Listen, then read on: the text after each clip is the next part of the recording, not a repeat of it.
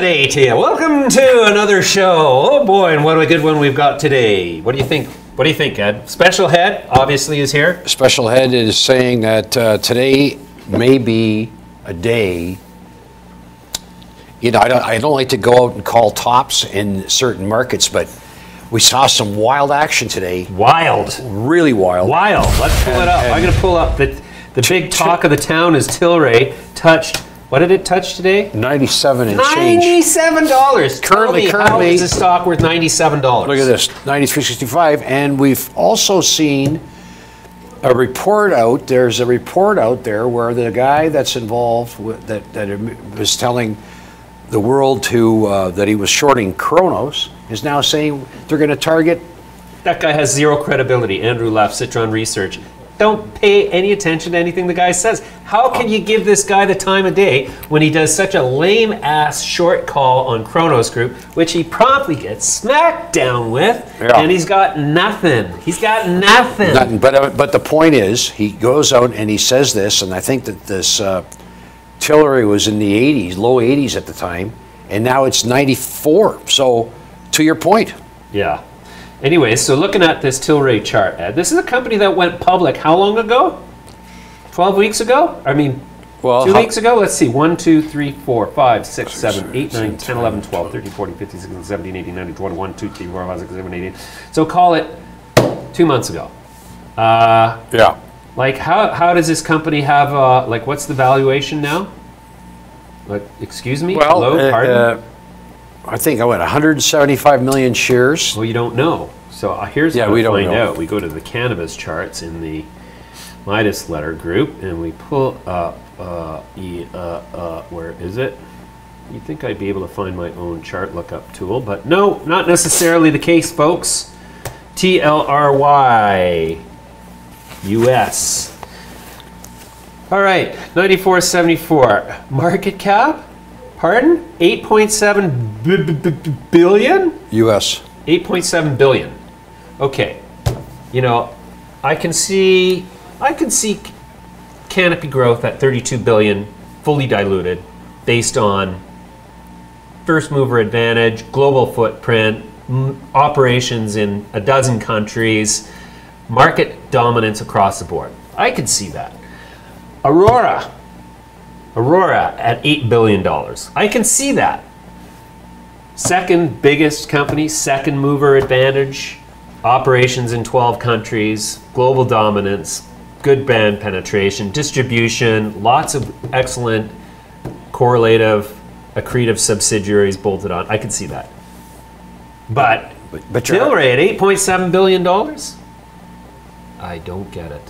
I just can't see it. I mean, even from a speculative basis, it makes no sense to me. Bear in mind, however, that what percentage of the shares are actually in public hands? Over 50% is still held by privateer holdings. They are not sellers. No. So is it the case that retail is saying that I will own this stock at any cost because it is the only NASDAQ pure play cannabis company? I mean, I'd rather own Kronos. Kronos has a bigger footprint. Personally, I'm just saying. Yeah, I just find this volatility usually this takes place at junctures, at you know, like after something like this goes. And remember, what precipitated this was when they came out with their earnings. Yeah. And I was saying in the aftermarket, it was moving on. Those earnings were not, in my view, something that substantiates. I know. But is it a case of where there are a few people short this thing thinking they could never move, and then, or is it a case of some big money just saying, yeah, let's just buy this thing up, there's no paper around, maybe we can move this? One of the guests we're going to have on the show today is a young analyst named Dmitry Zaytsev, and he made the case very cogently, one might argue, that it's all retail driving this thing. There's no institutional impetus in here. It's all retail. And this actually looks like retail insanity. Only retail buyers can buy it so insanely. Like I mean, I gotta think that if you're Brendan Kennedy right now, you're looking at this and going, oh my God, where do we, like, this is insane. Like, where do investors? Where's he from? Where's Brendan from? Yeah. As far as I know, and don't quote me on this, but I think he's based in Seattle, or he was based in Seattle, Okay. or from California. I'm not sure. I should know, but I don't. And then on the flip side, you get one like MedMen, which is down 80 cents. So you got extreme moves to the extreme upside, and you got some. So let's take a look at MedMen. What happened to MedMen? What would cause that? I mean, look at this down. That's a big drop. I have to turn off my notification settings. I probably shouldn't do that now, though. I'm pretty sure I'm going to keep getting notifications here. Anyways, it's insane. Wow, that's like, it's just like, look at that. What is that? yeah, like now what time frame you got up there? Can you give us a little longer? 3 months. That's 3 months. Yeah. 1 year? Well, you don't need 3, or you need 4 months. Well, 3 months is all it's been trading. Okay. Is that the beginning of the trade? No, because I think it had a move up to $8. Tell you what, I'll put it right on the. Go here. Oops, no, that's not what I wanted to. Oh yeah, no, it is a new high. Wow. Yeah, it is a new high for MedMen.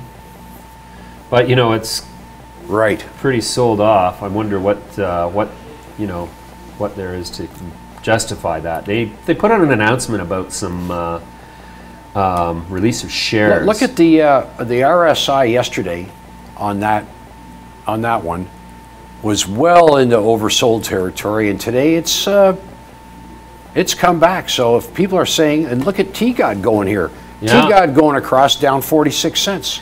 Yeah, so the sector's down unless you're a big. So company. You know, even though it's a. Here's MedMen's press release today, and I, for the life of me, am not entirely certain of its meaning because they've got such a convoluted share structure that I'm not sure what this means. Class B shares, those are the non-voting shares, but this is of a subsidiary, this is not of the main company. So it's like, I look at this and I'm like, okay, I need somebody to clarify this for me. Or I've got to go and dive into the financials and figure out exactly what the share structure is again, because I lost track of it because it was too convoluted. So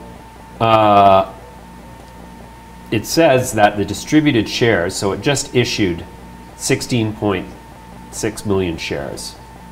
That constitute 26% of the issuers issued and outstanding subordinate voting shares on a partially diluted basis and approximately 4% on a fully diluted basis, but only of the subordinate voting shares.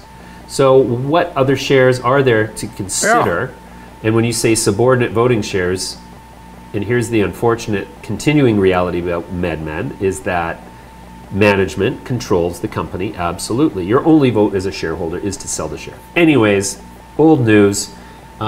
I wonder, though, if this is a contributing factor to the downturn in the stock today, because it's a convoluted press release as a result of the convoluted share structure, and something that, you know, investors are probably having a hard time with. I was just talking to, and we're always jumping around here, but I was just talking to Dave Townsend over at Canaccord in Calgary, and he told me that Aphria made a pretty big announcement today.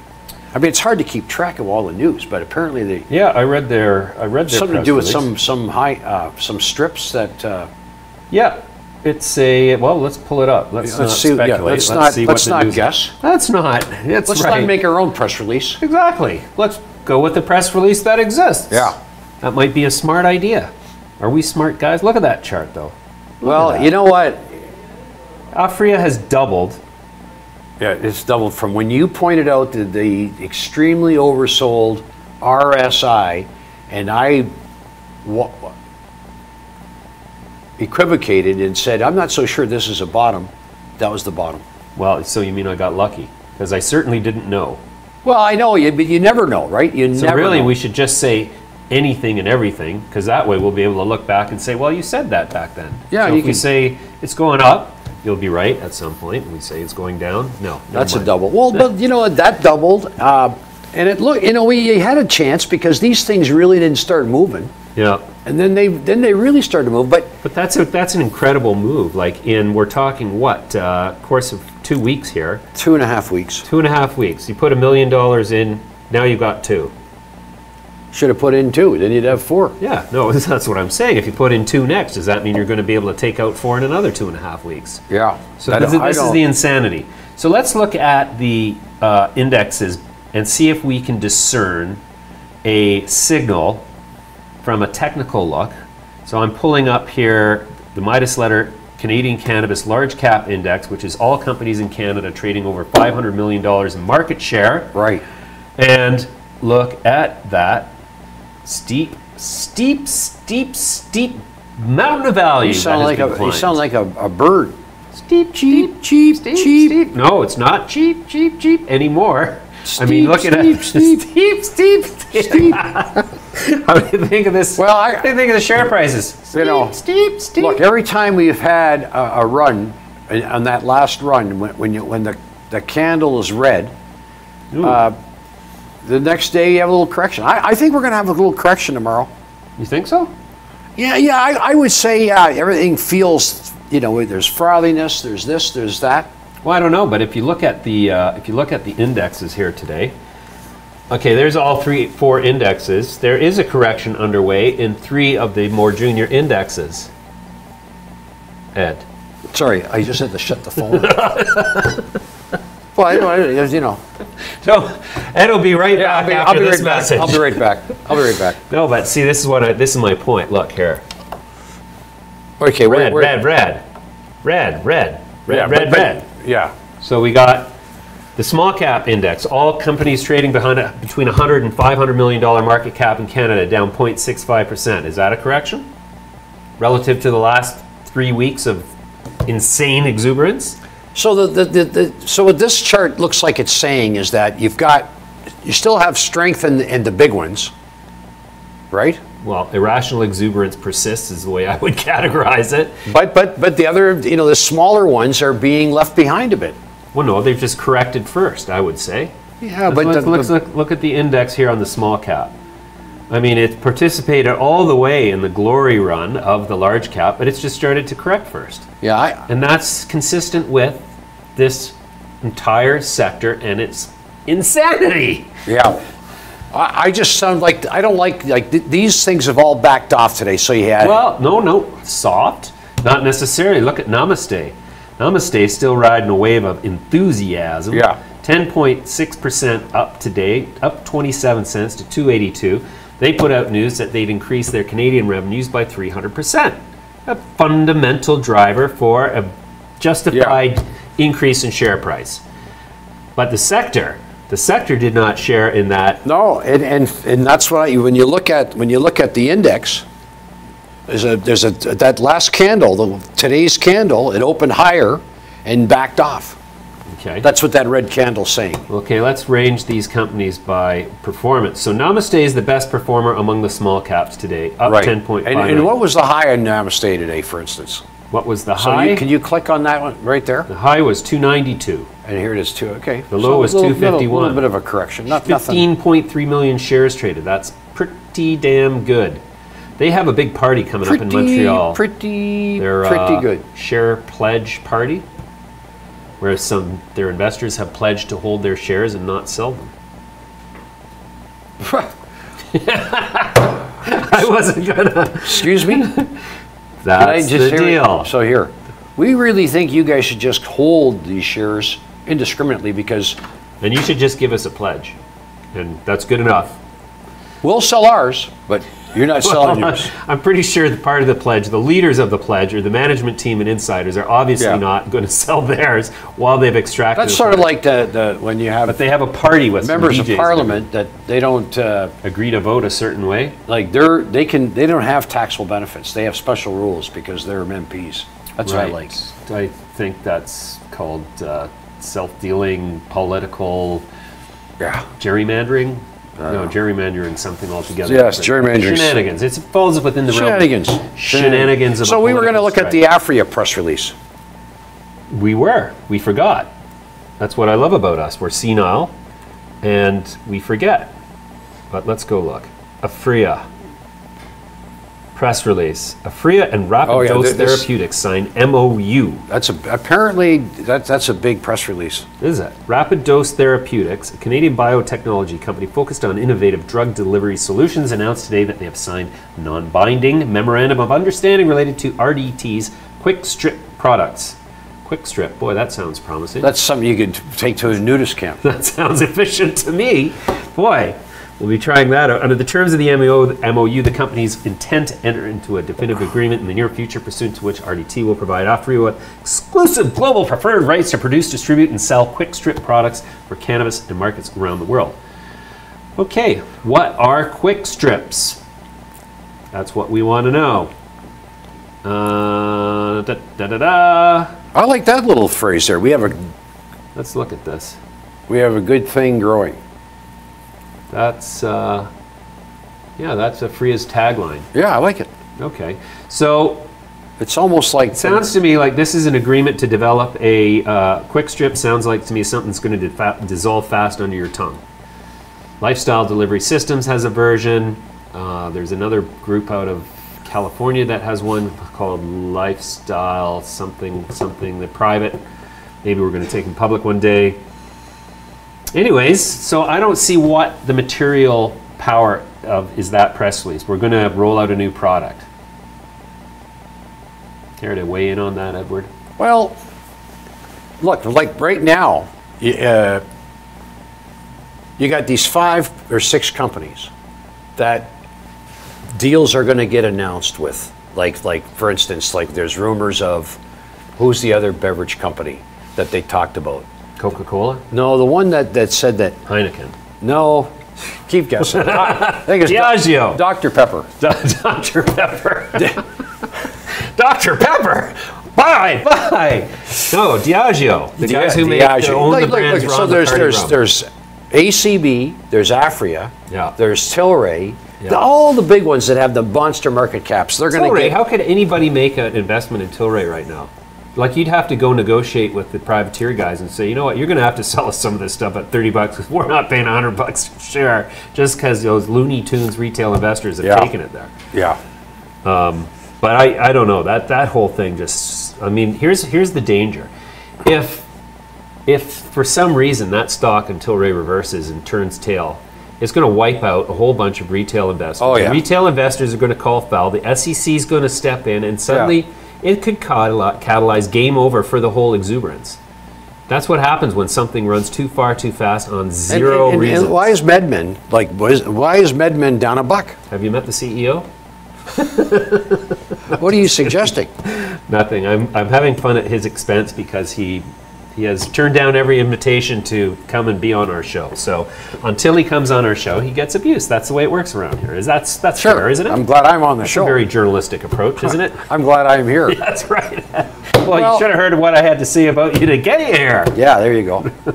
Okay, so look, I'm seeing a lot of different signals here today. I'm seeing, I'm looking at Aphria here. You see any stop signals? The RSIs on some of these things are through the roof. Like Tilray. Should we go back to Tilray's the technical 88? Let's look at the technicals on APH and see what you have to say about that. All right. So APH trading on the band on the Bollinger RSI, way above 80. What's it telling us? It's going the other way. It has to come back inside the band. Well, you get these days, and you get this candle here. Which is a big tail, big wick. Well, big what? Big tail, big wick. Sorry. Yeah, big tail, big wick. Anyway, it's still a red candle, so it's kind of negative, but and it's after a big move. But quite often when you see that big tail, but it doesn't always happen that way. You like a big tail. Yeah. Like I'd say caution is warranted here. Caution. Well, look. Good thing to bring to the stock market. Caution. Look at Aphria. Aphria has just dropped in the last. I think it's just dropped 40-50 cents in the last 15 minutes. Maybe because we've been casting aspersions on its possibilities. Look, these things have had unbelievable moves. Let's put up Tilray again. I want to see what's going on with Tilray. 92.25. Okay, I just saw that. But let's see the Tilray, real time. 92.32. Yeah. Now that's It's going to break 100 tomorrow, Ed? I don't think so. I think we saw the top for a while. You think? Yeah, I do. Really? Well, so you think it's a short tomorrow? You know, buy some puts and put your money where your mouth is? Is that why they're called puts? Because you put your money where your mouth is when you put your money in it puts? Yeah. Yeah, that's it. Boy, get yourselves in trouble trying to talk like that. Wow. Anyways, 18.32 million shares traded so far today. Boy, that's a big day. So you think that's a reversal tomorrow? You know you're hanging your reputation on this. Should I... Look at the spread between the on the Bollinger Bands, between the high band and the low band. But that's always the case when it steepens out like that. And when it steepens out, it's getting ready for contraction. Like, in other words, Can it we just take can't... that to the bank? Yeah, you can, but the problem is you could have said that 3 days ago at $60, and here it is at 92. You know, the problem always is, you know, when is the time to do it? And it's never simple. It's never too late. Afria's close to unched on the day now. Unched? Yeah, well, unchanged for the novice. Oh, okay. Yeah, that's sort of do you Bay think Street it's talk. too late for a company to go public in the cannabis space No, and capture some of look, these values? If I had the wherewithal, I would say the formula that Tilray followed by going public in the U.S.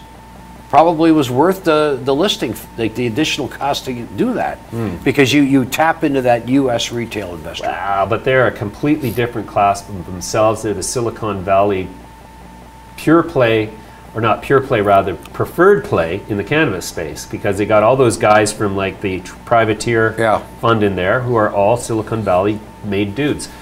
We talked to a gentleman a little earlier about going public in Canada as an extractor, and that company is called MediPharm Labs, and here is that conversation. Right.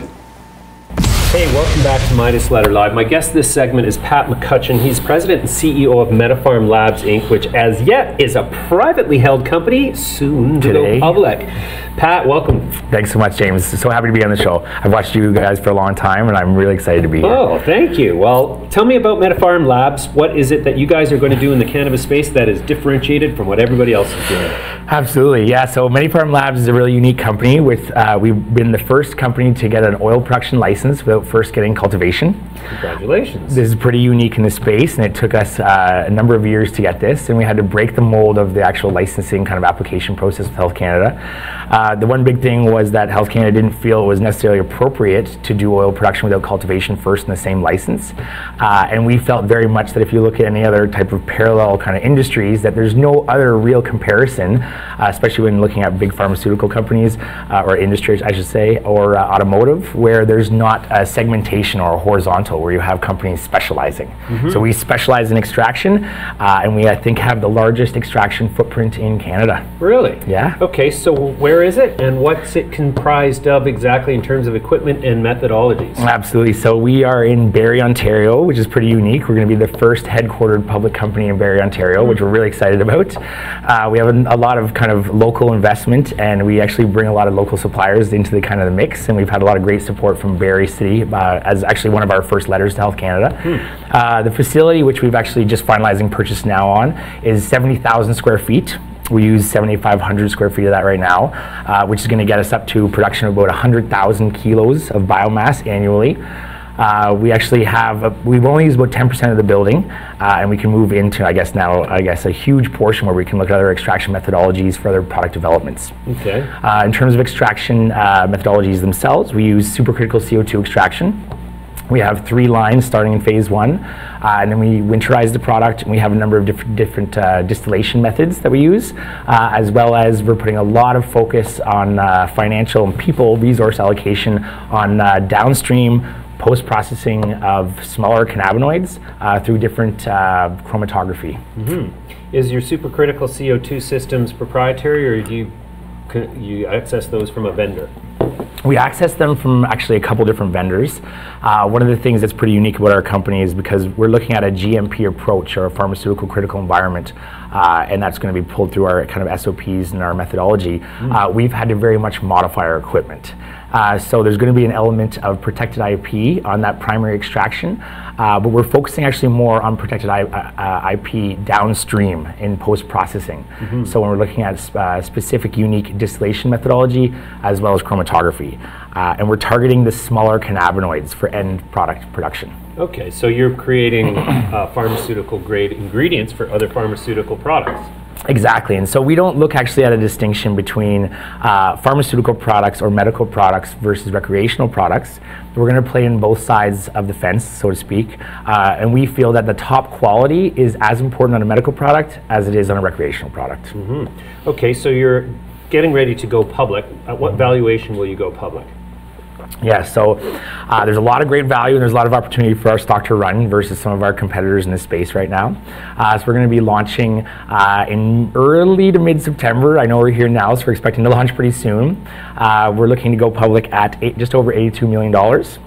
And actually, if you look at that in terms of a value stock and you compare us against a couple companies that would be regarded as our competitors, Neptune and Radiant, that are already trading, their market caps are fluctuating anywhere between 250 to 500 million.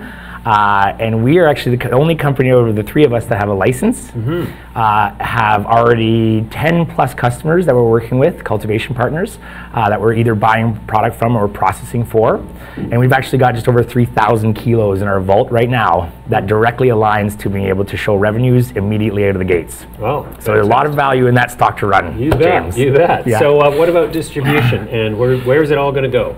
Well, to start in our kind of phased out approach, we're looking at kind of two revenue business models, and that's going to be a wholesale back to the cultivator. So our first main line is wholesale purchase, where we're doing white label solutions for our cultivation partners. Well, we'll buy wholesale from one cultivation group, and then we'll do the processing to whatever different level that we're looking at actually selling back to another cultivator. That cultivator will then sell into the different provincial distribution streams or to their medical patients. The second revenue stream will be for our just processing, and we feel that actually it's probably going to represent a little bit more of a kind of ratio of, let's say, a 60-40% representation for processing versus wholesale purchase, just because there's a lot of cultivation companies that have realized now they need an extraction partner to actually execute on their business plan to get oils in the shelves. So with processing, we charge on a per gram processing rate of whatever we're actually looking at, either a crude oil, a winterized oil, or a final bottled solution. So per gram of finished product, or per gram of input? Per gram of finished product. Okay. And then that will be sent back to the cultivators to then be sent into whatever distribution stream that they have negotiated with. What kind of gross margin on those kinds of transactions?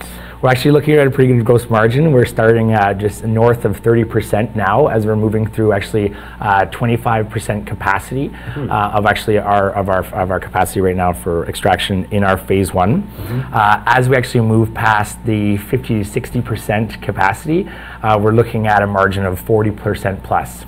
Okay. One of the really unique perspectives of our business is because we take the risk out of cultivation, we focus all of our resources on extraction and then scalable extraction.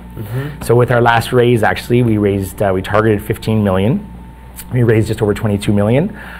With a good proportion of those funds, we're actually now building out our first expansion, which will over double our capacity, and then we'll enhance those margins north of 50% once we get to those high capacities. Okay, and you mentioned that you're only using 10% of your footprint right now. Do you have the CapEx to build out the rest of it? We have the CapEx to build out, it looks like about 2 phases. With the completion of the second phase, which we expect to come in online for the end of Q1 next year, as I said, we'll double production capacity to over 200,000 kilos. Right now, with the size of the building, we're looking to actually do another subsequent raise once we hit the target that we're expecting to trade at post-launch. Oh, okay. Interesting. Are you at all intimidated by the crowded landscape upon which you are embarking your adventure? The crowd, it's interesting to say that, and I think we get this question a lot in our marketing. From our perspective, it's not too crowded because we're in fact the first extraction-only company in the space. And so if you look at other jurisdictions like Colorado, California, and Washington, there's actually a solid representation of extraction-only companies. And so if you want to make the parallel to say that we're the first extraction company when there'll be, let's say, 40 to 50 companies in this space that focus solely on extraction, there's not really that much competition on that side.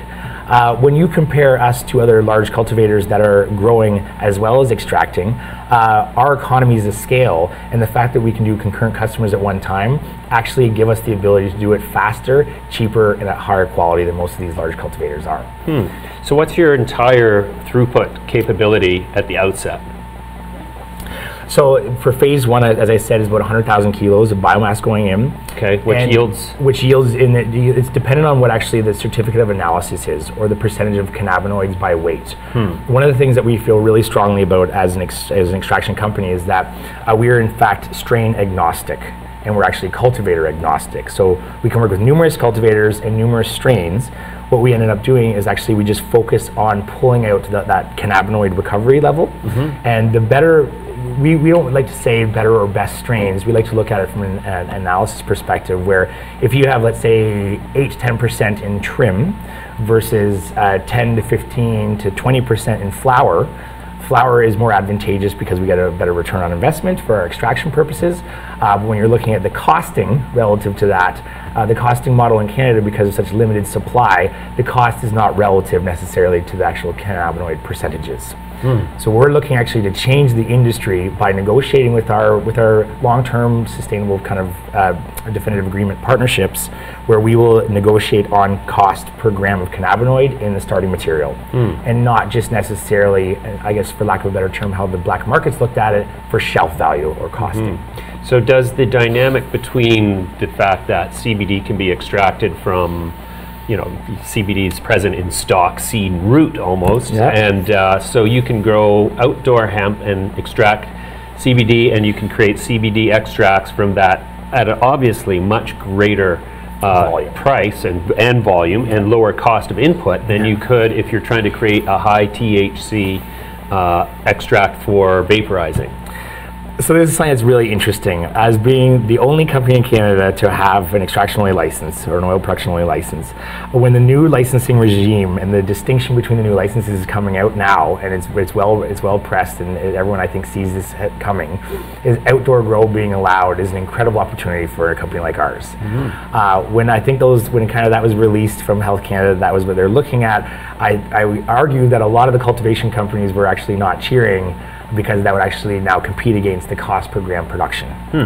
Even though Canada is not the premier climate to grow outdoor cannabis, you can still get, arguably, 2 crops if you're doing it if you're doing it correctly, and that could bring a cost per gram sub $1, which then creates a great advantage in terms of return on investment for us in pulling out those cannabinoids. All right, Pat. Well, that's a great intro. It's an exciting business model because there's, like you say, not too many people doing it. We're going to leave it there for now. We'll come back to you once you're public and have another conversation. Thanks for joining me. Awesome. I just want to say one thing. So we're going live on the TSXV in early to mid-September, as I said before, and our ticker symbol will be LABS. Oh, okay. Perfect. Good one. Thanks for joining us. James. Okay. Well, I got to tell you, it's hard not to watch all these other developments as we're listening to this gentleman speak about his company, but I'm watching a lot of damage being taken place here. Yeah, that's true. Look at this. The bloodshed picks up the pace a bit here. Yeah, look at Aben Resources down $0.015. Well, Aben's taking it on the chin today. Golden, look at Golden. I got the Golden chart up here, and yeah, I don't, oh, there's the monster hand. Ah! Anyways, did you see that, Ed? This is about gotcha. I just about... you got to watch out for that. Tossed my you look cookies. a little pale. I feel pale. Yeah. Watch that monster hand. So look at this. This is Golden. Like, it looks like a series of strung together, like, turds. Like, what the hell's going on? What is that? It's a one-day chart. Let's put up a... I want to see... That'll look good? Yeah. There, how's that? That's better. That's better. So you were saying today that you thought the drill results that we've been waiting on here for a long time weren't likely to come out for a couple of months? No, I never said that. I think someone told me that they thought there'd be drill results out today. And so, I don't know. I have no... Oh, that would explain the sell-off if somebody's been expecting drill results and they don't come out. Yeah, but look at this. What is it? Good news travels by Plane. And bad news? Train. So if they were expecting to see drill results and they were late, implying that they were slow, are we to read into that something? Does that mean that maybe we've been drinking the wrong Kool-Aid? Have we backed up the truck to the wrong bay? Right. Or is it a general sell-off across the entire junior mining complex, in particular, as people rush to create liquidity so they can get a piece of this cannabis mania at any cost, at any time, as soon as possible, before it all goes away? Is that possible? Anything's possible. Oh, thanks Anything's for that. possible. Boy, that's, whew. Now I know. Yeah, but a lot of things are backing off here. Yeah. Well, geez, what the? Again, one of the best bellwethers for the sector generally is going to be I'm not blowing my own horn here. Oh, yes, I am. Is the cannabis, Midas Letter cannabis indexes. Yeah. So yeah, look at this. We're still in green territory on the large cap. No, we're in red territory now. Look at that. All I did was hit reload. Yeah, all you had to do is update. Okay, so now officially the entire cannabis complex is in a corrective mode. Mood. Same thing. Yeah. But let's see how the individual stocks are doing. Like, is there consistency or is there divergence? Well, let's put up the bifurcation. the big ones first. Okay, here's the big ones. Okay, so let's do it by market cap, by percentage change. Okay. So I want to see that top down or bottom up. Kronos is still the big winner here. So top down. Yeah, there we go.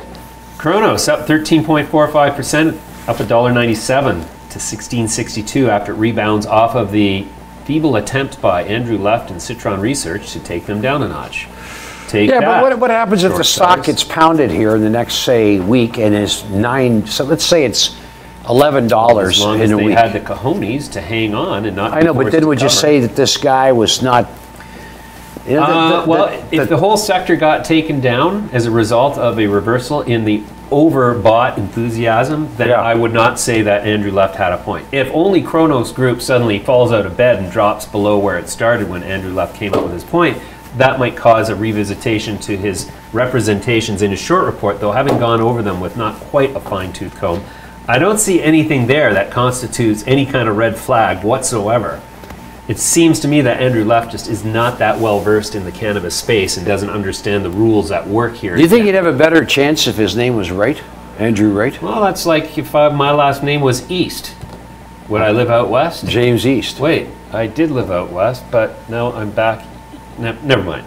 It's not about me, Ed. It's about Andrew Left. Yeah. What do you think? Invited him on the show, did not even deign to acknowledge the invitation. So either he's got, I don't know, holier than thou things. Well, you got three of your top companies showing gains today, and now what's the biggest loser? Medmin. Medmin's down 17%. Yeah. Well, and it's only 338. Is that because more stock came free trading? Is that what we saw earlier? There was a distribution of 16 million shares of some Class B subordinate voting shares. I didn't see that. Yeah, so I guess what that means is a bunch of people got to sell stock today. And because their only way to express their displeasure in the direction of the company is to sell the stock because they know they don't get a vote at the AGM, they decided to do so. And that might be a long-term fundamental factor in the performance of this stock. And a reason why a public company means everybody gets a vote. Could it be? Yeah. Or am I barking up the wrong tree? Who knows? Look at Green Organic Dutchman, who flew high yesterday, dropped out of the sky today, down 8.131%, 59 cents. Why isn't Tilray on that list? Because Tilray does not trade in Canada. Oh. And these indexes only cover companies that are listed in Canada. Now, Tilray, this is another thing that, at the end of the day, Tilray, so here's these bunch of American dudes that come up here with their highfalutin privateer holdings and tall hat, no cattle? Tall hat, all cattle. Tall hat, lots of cattle. Tall hat, cows for as far as the eye can see. Thus the share price. No hat, don't need a hat. Lots of cattle. Who wears a hat? Jeez. Anyways, but they're not on our indexes because we don't cover U.S. listed stocks on our indexes here. So we might have to start a new index. I think we should start I think we were going to launch the Midas Letter Global Cannabis Index. And that will include all stocks anywhere in the world, no matter where they trade, and will limit them to stocks above $1 billion. So there'll be like 12 of them, depending on which day of the week it is. Some days there'll be 3. Include any country. Any country. Yeah. I think that would be appropriate. I think that's a good idea. Okay, I'll have a word with the boys. I don't like to see in a very hot sector where you get as you get closer to the end of the day, you start to see serious backtracking, as we're seeing. This is carnage. This could set up for a few bad days. And so this suggests a lot of short covering, doesn't it? Short covering or just plain selling. Guys are getting nervous. When the sell-off comes at the end of the day on no fundamental market-wide news, does that not indicate the potential for short covering? Because guys are getting afraid that... Well, short covering is buying. Yeah. So is this buying or is this selling? Well, it started off the day as short covering. Yes, and now it's transmogrified into selling. Transmogrified. How about that one? Transmogrified.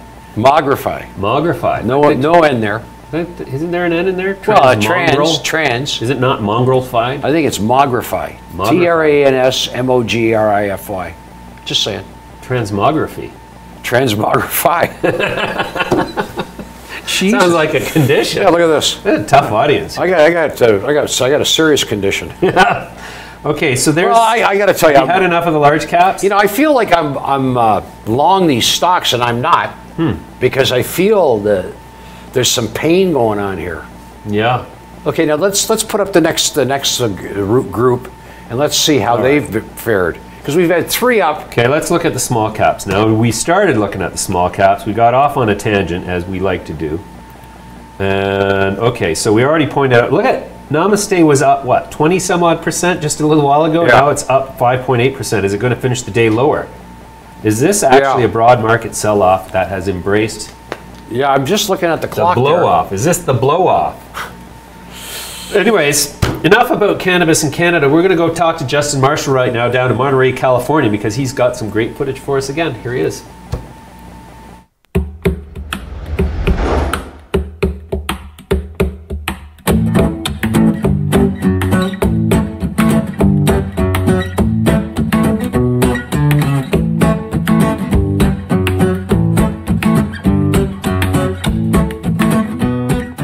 Hi, James. Hi, Ed.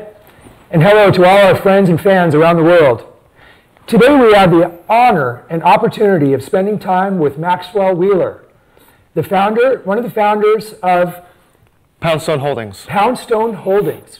Poundstone Holdings is a leading cannabis company in California. Maxwell, maybe you could tell us a little bit about what you got going on. Humbly, I'd say the leading part is we're still in our infancy. We were founded about 2 years ago. We started out as kind of a consulting company, investment advisory, and we've now matured to actually helping operate companies, assisting with compliance, a little bit of lobbying, but most importantly, capital. I come from a background of technology and startups, and what I realized very early on, pre-recreational or adult use, is that there was a lack of capital that wanted to find a path into the market and needed a partner to help them deploy. And so we're now in distribution, a little bit of cultivation, but primarily in the midstream and, of course, with brands. And we're now international. We've got some prospects and opportunities in Central Europe, Eastern Europe, and it's been, candidly, I have never had more fun in my career. And I think I'm going to be here to stay. It's been fun. Excellent, Maxwell. Well, where do you find time to sleep? I mean, you're making these global moves right now. This must be... Yeah, you know, my hours are between about 1 a.m. and 5 a.m. With a siesta. Okay. That's my routine. Excellent. Let's talk about some of these brands. For example, Monterey Kush. These are... Monterey Kush, these are some very dear friends of mine based here in Salinas Valley. They come here in a cigar box, a 1 gram pre-roll. Their original group is based out of Las Vegas with Acres Dispensary, one of the largest dispensaries in the country. They do an underground concept. At any rate, this is one of their California brands, and I'm especially pleased with the taste of the product, consistency of the product, and they're doing it at scale and are distributed statewide. Nice. Let's talk about some other brands that you see up and coming.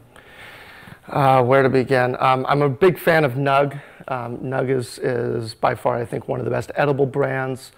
They're based out of Oakland. I think they do a really clean job. I think they're what I would call very food science sensitive, which I think is a rare thing. They are definitely setting a standard there. Big Sur extracts, based out of Arcata, California, up there in Humboldt. Very fond of their cartridge products. Where else would I go? I'd go to Napa Valley. I'm really becoming a fan of their outdoor product that they're now harvesting, and they're doing some really exciting things there.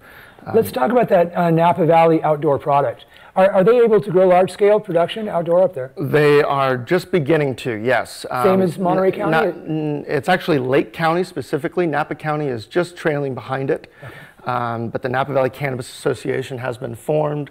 There's huge momentum behind it, and the beauty of it is, you know, a lot of the vintners were saying, hey, we don't want this grown next to us, and it's like, well, hello, we actually can't grow it next to you because of pesticide exposure and what have you, and so it's got to be over in its own turf, and that's really exciting. Let's talk about drifting. Drifting, when here in the Salinas Valley, sometimes there are rumors that people that are growing cannabis next door to an agricultural field, they'll be drifting pesticides. Do you see this as a rumor or a myth or something that's potentially happening? I think it was a severe problem in the infancy of cultivation in Salinas Valley especially. Let's not forget that cannabis as a plant remediates soil, and so it is there to absorb things, and it is sensitive, but general thinking, I believe, is that I think we're out of the woods, as it were, relating to pesticide. I've tested numerous farms throughout the Salinas Valley in the last 6 months, and all of them are coming up clean. Great. Maxwell, let's talk about politics.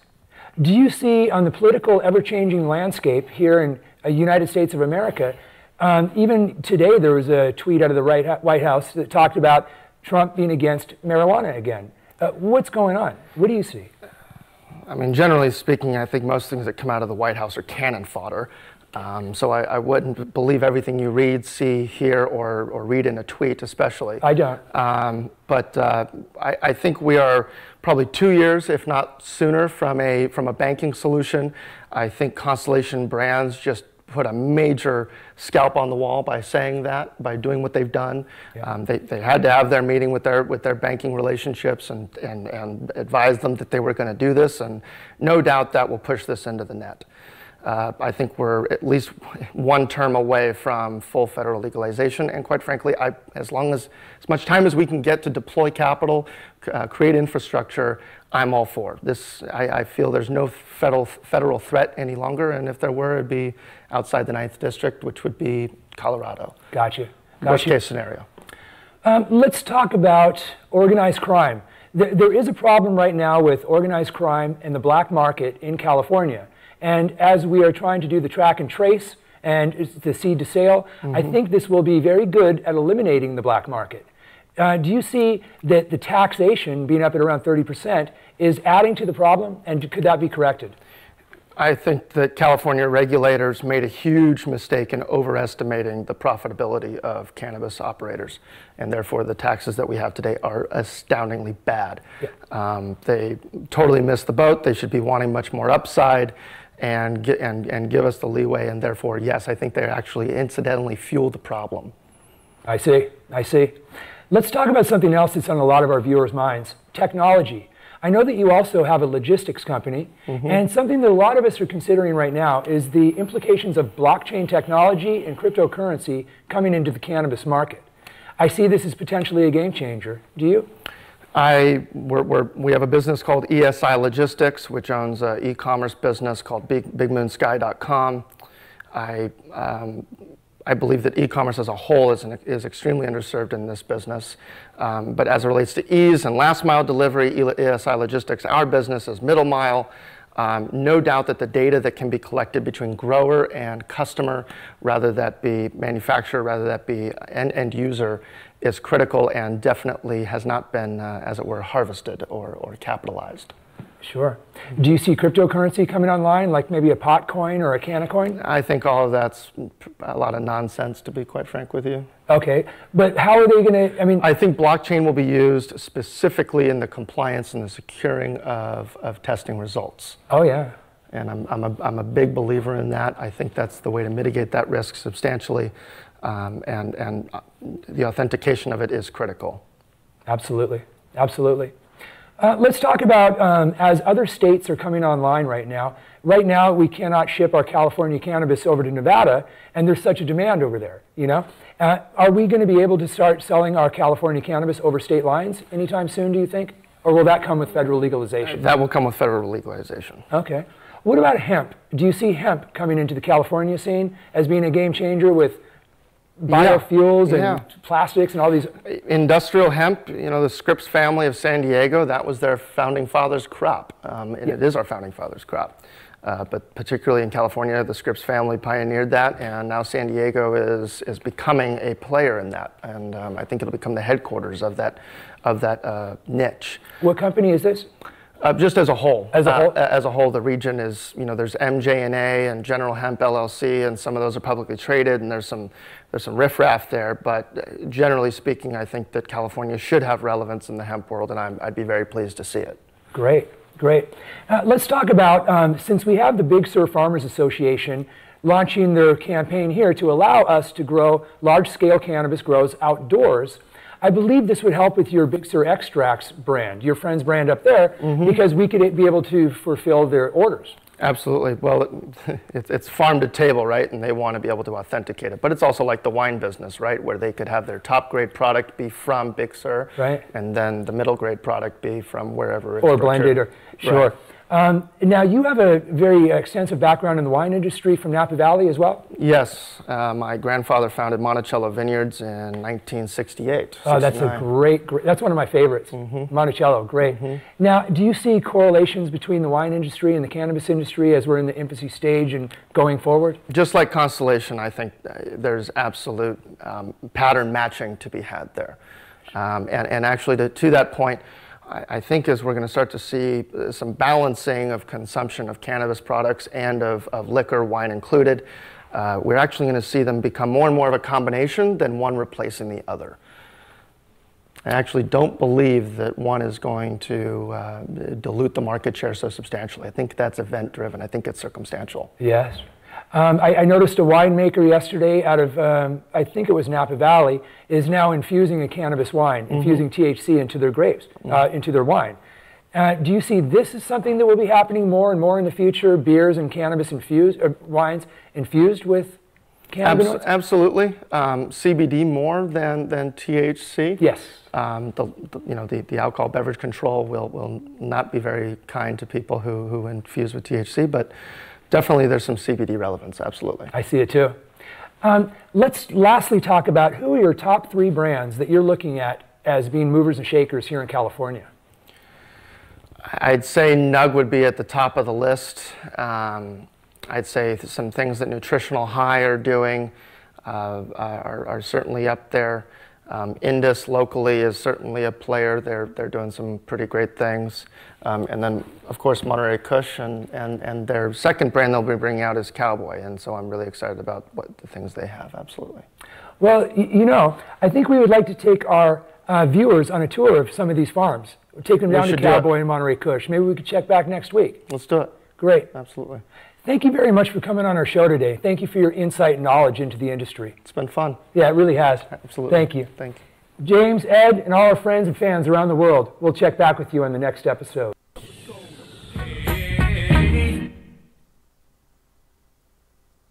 Smoke weed every day. Well, thank you once again, Justin. That was fantastic. As usual, very insightful. Sounds like the state of California is not exactly all it's cracked up to be, but look at this. There's service. Oh, look at that. Thanks, Ed. The vodka, it doesn't look like vodka. Oh, it's a little early for vodka, isn't it? Or is it late? Cheers. Let's see what kind of vodka is it. Okay. Water vodka. Love it. Love it. So, yeah, new intel that Harborside is going to be going public here soon. Harborside. Harborside. Steve D'Angelo, one of the probably one of the earliest purveyors of medical cannabis in the state of California, has a company called Harborside, and these guys are they've got quite a client list in California. So interesting to learn about. Will that be listed on that? They'll go public on the NASDAQ. Well, we don't know that yet. Okay, but they wouldn't go public here, a U.S. Why company. wouldn't they? I mean, unless you can raise money and you've got the inside track. So they're going to go CSE. Really? Yeah. CSE is the marijuana exchange for U.S. companies that need to raise money in Canada. Didn't you know, Ed? No, I do now. There you have it. Wow. Yeah, so that's going to be highly anticipated. Yeah, I'm telling you, I've seen action today I haven't seen in a while, but this Tilray, unbelievable move. Like, it swung Okay, the market is going to close in 4 minutes. $25 today. $25. So it swung. Actually, it just reminded me of a tell. The tell. Yeah, if a William stock, Tell?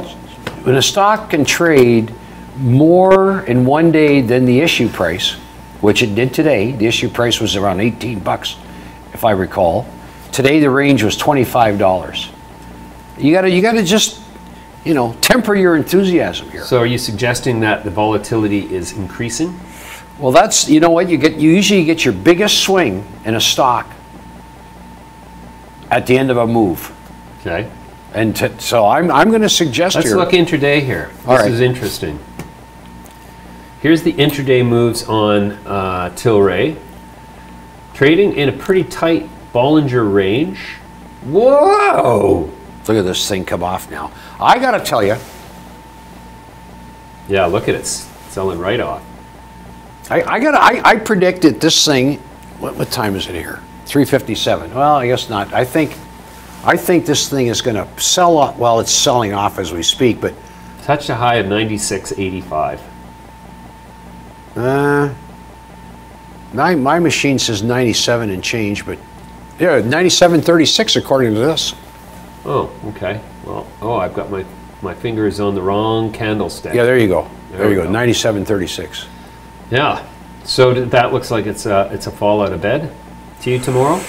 I'm very, I used to day trade a lot of this stuff. When the NASDAQ stocks were really flying. I think we could be setting up for a pretty crappy day tomorrow. All right. But hey, listen, I could be wrong. Let's look at the last 5 days, because what I'm seeing here is a very clear pattern involving day traders. Buying the crap out of it in the morning, Yeah. holding on to it for the day, trying to generate some enthusiasm toward the end of the day so they can then dump it at the end of the day and reset for the next day. Does that not look to you like day trading patterns? When the day starts on such a lift, positions being accumulated, then it drifts throughout the day on reduced volume, then starts to spike towards the end of the day again before selling off in the last hour. That's classic day trading 101. Would you not agree? So that's what I'm saying here. If it's a small cabal of day traders that are, wrangling this thing higher, then any real investor that comes in thinking they can buy it and they're going to hold it and capture this big spread is probably ill-placed. Because I think when this thing corrects, all these guys will be gone at the same time, and it will be back to, call it $40. Even if it was at $40, it would still be a double from its IPO. So, I mean, where is the sanity here? This is 5 days. That makes no sense. That kind of, let's look at 10 days even. How long has this been going? Yeah. How long has it been? Look at this. How long can it go on? I mean, really, can it? It can't. Well, let's look at Charlotte's Web, which I feel I have an obligation to since I apparently own it. And CWeb. Oh, not CWeb USA, CWeb CA. You won't see a 10-day. Whoa, CNX here. I think I knew what I was doing with this thing. Drive the bus, West. Okay, so this stock spiked up to 1320. yesterday, and it's trading back at 11.56.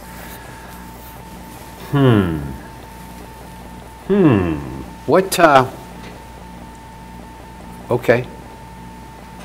And what was the issue done here? At what price? $7.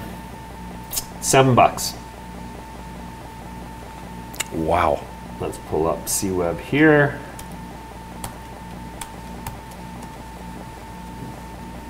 So you got the biggest one down on the day now. Canopy Growth. let's go. MC. Markets are is that official now? Markets are closed? Markets are now closed. What does that MLCC mean? That's the Midas Letter Large Cap Index, Ed. There it is with OHLC, which is not what we like. If Donnie was here, he would like it, but Donnie's not here. What do you think, Donnie? Do you think Donnie would like it? Donnie would like it if we were not looking at it in bar chart mode. He prefers the line chart. Oh yeah, yeah. He doesn't like. We know he doesn't like the candles. So, anyways, here's the index now. Largely a proxy for what weed's going to do. You know, do you think that there's a risk at some point that weed and Tilray are going to become separate bellwethers for separate markets?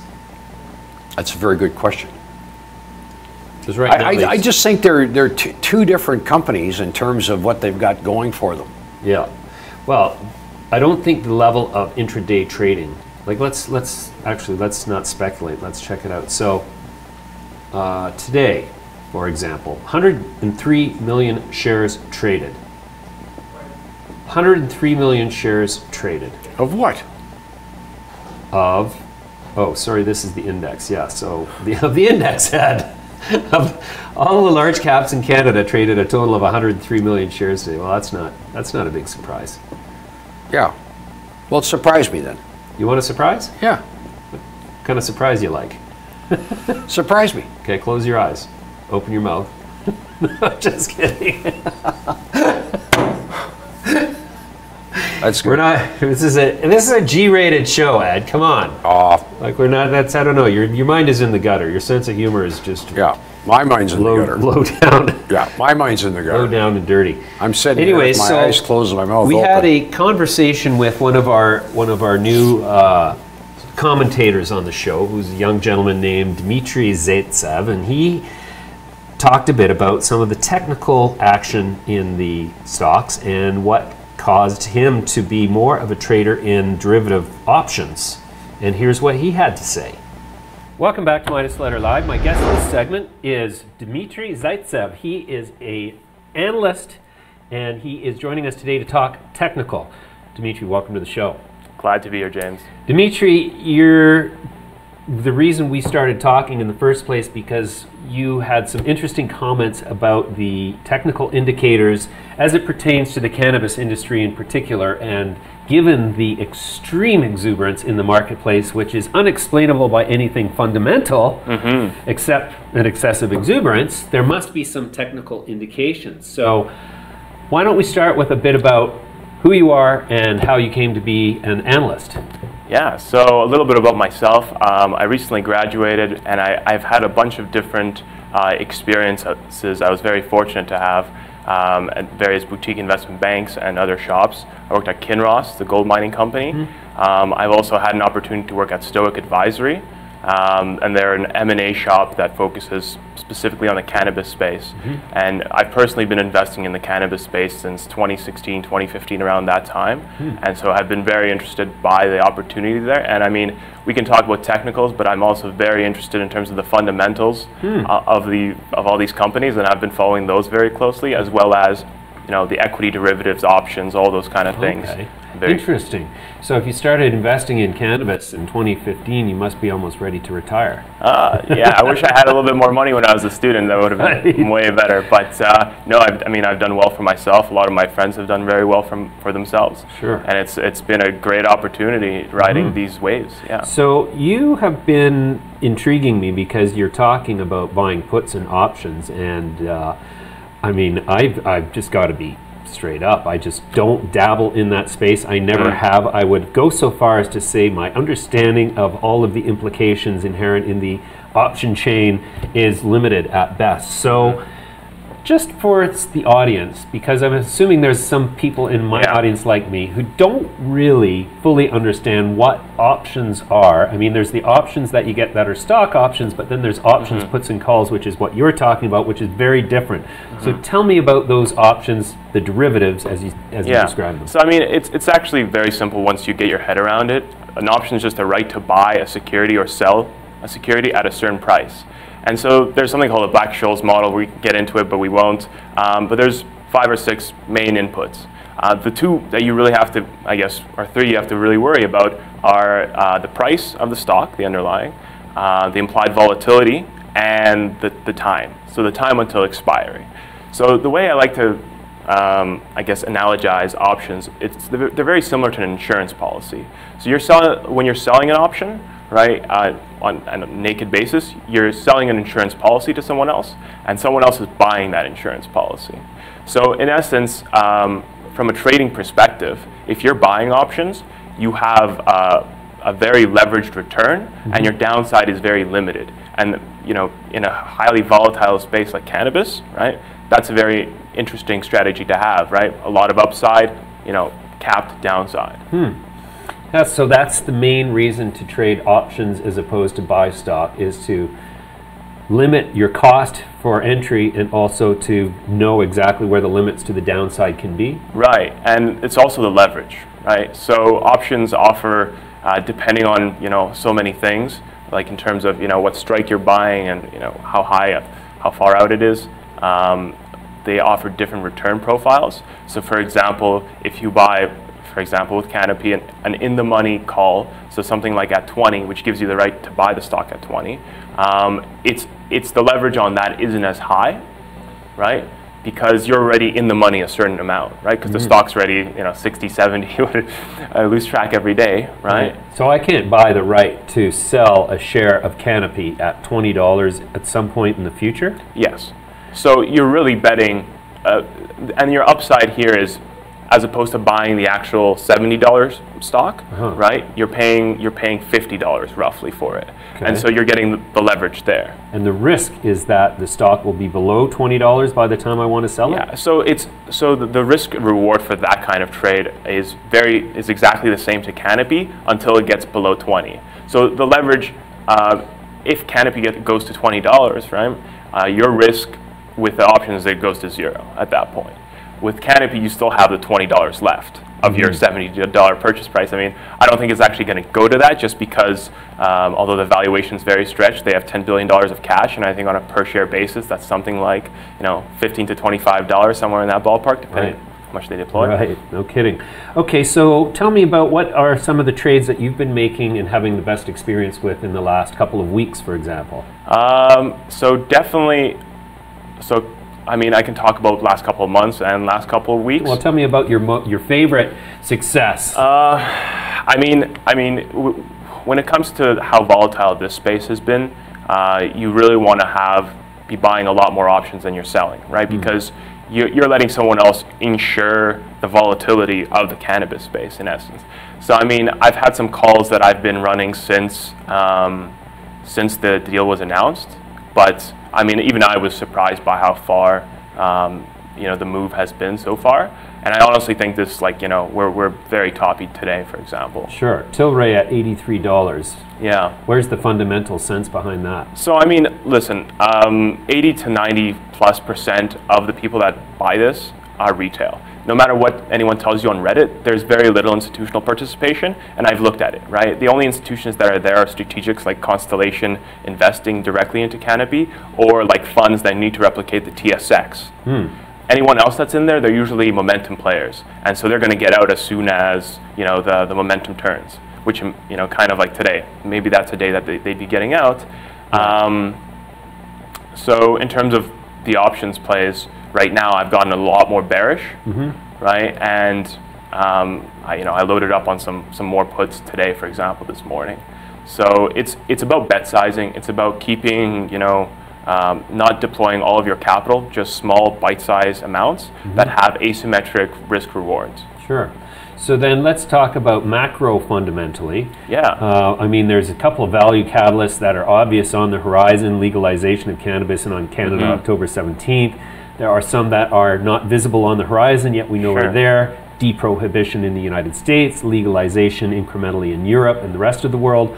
What do you see happening in the next 12 to 24 months to the cannabis sector generally? Yeah, I think, like you said earlier, the valuations are extremely stretched. So when I was investing back in 2016, 2017, we built models with my friends and myself individually on Canopy and Afria, and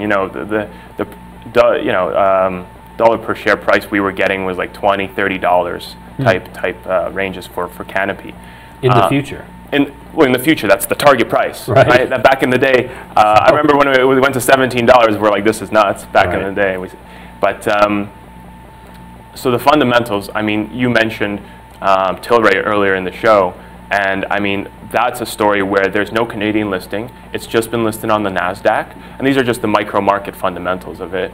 And there's a really small float. A lot of people want to get short for fundamental reasons, and they get killed because the U.S. retail investors just keep piling in.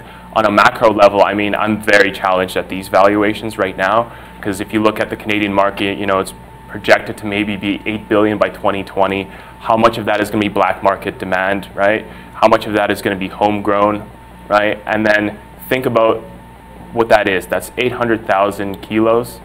How much of that's going to get taken off by homegrown? But then consider the capacity. The fully funded capacity for a lot of these names, I think if you were to aggregate it, it's somewhere close to 2 million tons or something, or 200 to 2,000 kilos, right? Yeah. So it's a really significant amount, and there's just, I find a lot of execution risk for a lot of these names. I see a lot of execution risk in Ontario. For example, you're going to have cannabis legal October 17th, right? And if I want to smoke, you think I'm going to wait for the OCS to give me a two-day delivery? I'm going to go to the guys that are going to be operating still illegally, right, with no enforcement action, and I'm going to buy from them if I want to have a good night out or whatever, right?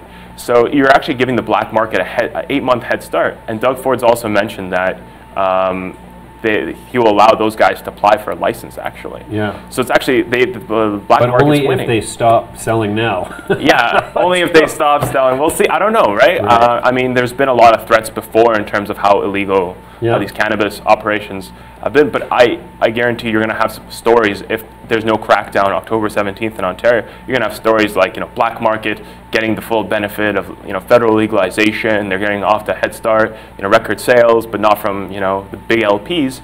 And so the way I see a lot of these valuations playing out, it's like you'd have to assume like almost 100% market share for a lot of these guys for it to make sense. The whole beverage and international story, I'm not too sold on that either, because like I've spoken to some of the extractor guys, and you can extract from stems and leaves of cannabis. Like you don't need the actual flower. So for CBDs, true. For THC, you definitely need the flower. Right. But I mean, it's still like the question is how much more of incremental demand do you think that's going to add? And that's really the question. And I guess the way I would look at it is think of alcohol sales, which are I think around 10 billion or something like that in Canada. And how much do you think this will offset those sales or supplement them? Maybe it's going to be a $1 or $2 or $5 billion market, which I think is very aggressive. $5 billion. That's displacing half of alcohol beverage sales, right? So you see black market cannabis as a significant factor in the overestimate or the excessive exuberance projected by LPs in Canada in their projections. Yeah, I think that's definitely a big play. But I mean, even without the black market and home grow, even if the market was larger, there's way too much capacity online, and I think there's only going to be a few winners. I think Bruce Linton said it really well when he said there's going to be a disintegration, not consolidation. Right. Interesting. I really like that line. So, from what you're telling me, there's a great opportunity to short the hell out of a lot of these guys coming up. Yeah. And so, is that how you will approach it? The market? Yeah. Call it post 2019. So the way I'm approaching it right now is there's crazy moves. So I'm just buying options, swinging it right however I can. But in terms of what I'm really waiting for is, let's say there's going to be a sell-off. This is what I think, actually. This is my worldview right now. Okay. So there's a sell-off for the next week or two. Then we're going to have an attempt to get back up. And the second it doesn't get above this high that we just had, it'll create a lower high. And that's the point where I would be, and everybody else, I guarantee you too, in the industry, and in the US hedge funds, all those guys are going to be layering on their shorts at that point. Okay, so as a well-rounded Canadian investor then, cannabis is, at some point, the bloom is going to come off the rose. Yeah. And so you've also got some experience in mining through Kinross. So do you keep a sort of 1 foot in the mining space, the resource sector? I like to be in a lot of spaces. I mean, commodities is something I've looked at a lot. And it's more so that Kinross drew me because I was so interested in commodities. But I'm definitely looking at what's happening in the precious metals market with some enthusiasm. It's very interesting. Some of the opportunities that are coming along right now. I'd also just to go back on our earlier discussion really quickly. People forget that a lot of these companies, they need a lot of capital as well, and so it takes time to raise capital. It's not just, you call GMP and tomorrow you have a raise. It takes weeks to set this all up. And, that's definitely going to add much more supply to the market of shares. And that's going to be another thing a lot of people are going to be watching, I think. Okay, well then, so are you contemplating, like, for example, junior miners is one of our sort of near and dear sectors on the show. So I'm curious as to your level of experience and interest in junior miners, and do you follow discovery plays, for example? Yeah, so I mean, I haven't been following as much the discovery plays right now, and it's a very simple reason. I mean, it's not the market for it right now. The market for discovery plays is when gold's slowly ramping up, and you get to a lot of these marginal producers, because the way it works, right? The NPV at 10%, right? And a lot of them are very marginal producers. So you have that operating leverage where, let's say, they were making this great return at 1,400, if the project went through, but at 1,500, it's like double. So you start seeing that, and that's where I would get interested. I also think, the junior miners are very similar to an option, right? So you have very low risk, right? It's just what you've invested. But if gold keeps going or whatever, and then there's a mania, you can make multiples, especially if, as you've kind of told me, you're interested in private placements and things like that. There's warrants attached to those. So there's lots of very interesting ways to play in it. During the kind of cycle we're having right now, where capital is extremely hard to raise for a lot of these companies, they're going to sweeten the deal. And so with the warrants and with, various clauses. So yeah, definitely interesting. Great, Dmitry. Well, we're going to leave it there for now. I appreciate your participation. We'll come back to you in due course and get some specific option strategies. Thanks for joining us today. Absolutely, my pleasure. Seems to know what he's talking about. Yeah, he does. Of course, how would we know if he didn't? It's pretty highbrow, highbrow stuff to me. Well, so Dimitri's going to be a regular guest here. Now, is he with a large brokerage firm? No, he's working with a solar energy firm currently. But he just recognized me on the street and started talking about cannabis stocks, and I said, oh.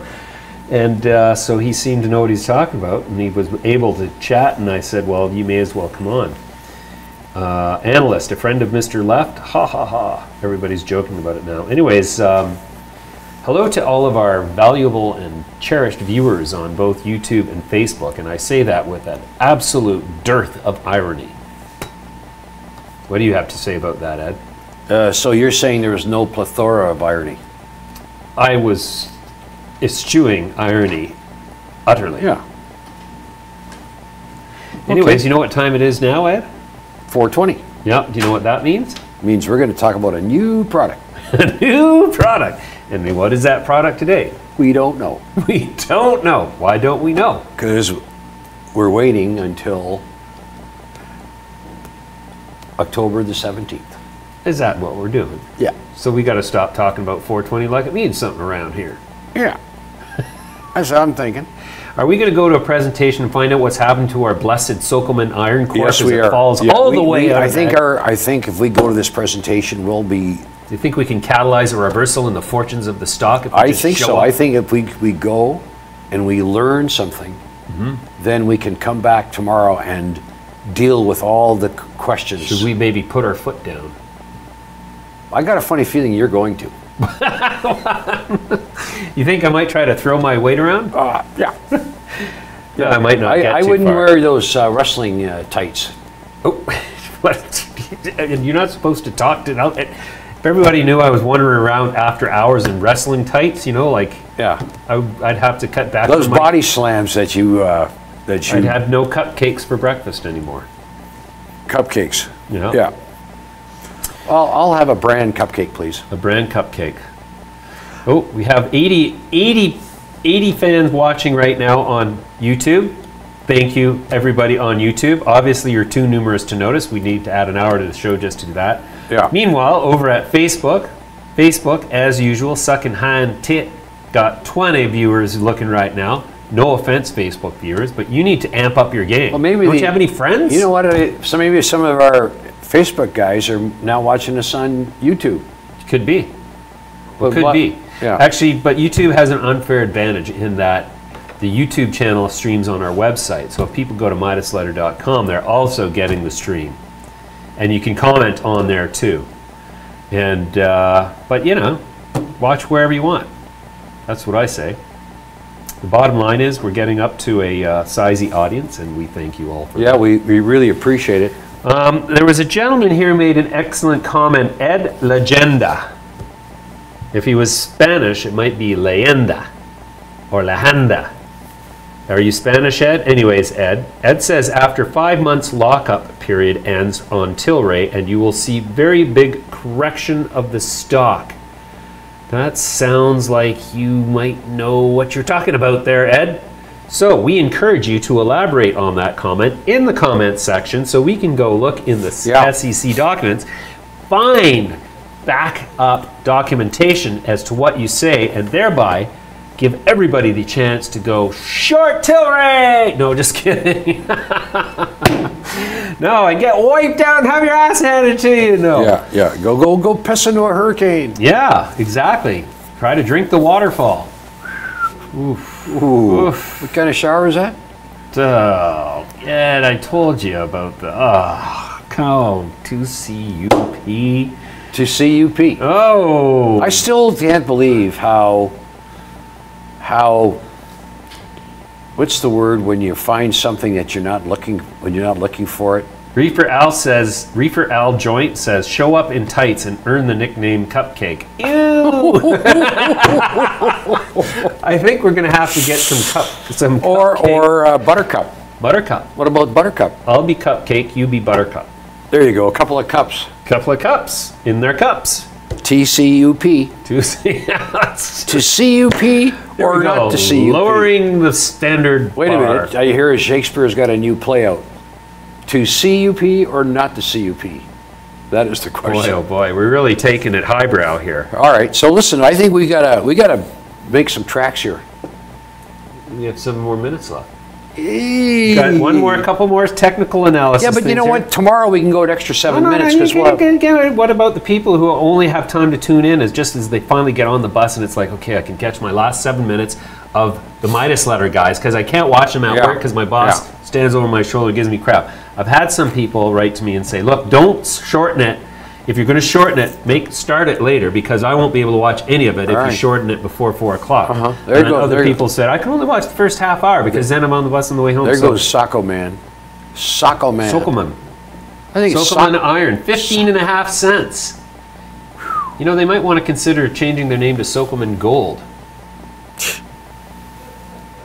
That might be a first step in the ameliorative path, remedial path towards a resurrected share price. So yeah, we're going to go to a presentation now from Tim Froud. Tim Froud is actually going to be on our show tomorrow. Oh, I'm looking forward to meeting the man again. Oh yeah, okay. So you've met him before? Nope. Okay. What about? But I'll be meeting him tonight. Okay. And then when I meet him tomorrow, I'll be met him again. Oh, there we go. So you're meeting him tonight for the first time. That's correct. What about GLDN, Ed? Well, I will say this. It got down to 39 briefly, where there's all kinds of support, and it closed at 42. It opened. Yeah, what about it? It looks to me like there's some people laughing at us in the control room. They're amused at your casual sort of rebuttal. Look at the chart. Look at the chart of gold. It's got a tail and a wick. Yeah. Yeah. You see that? You see that? I love that monster paw. Yeah.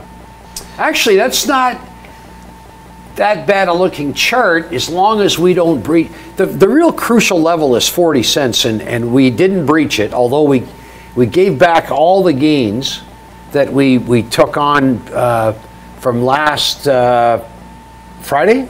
Yeah, So last Tuesday. This is Tuesday right here. No, the gains from Friday, August 17th. Yeah, no. 3 days ago. 3 days ago. 3 days ago. 2 days ago. 2 days ago. There you are. Friday, August 31st. Yeah, look at that move. So we've gained. we've come back here.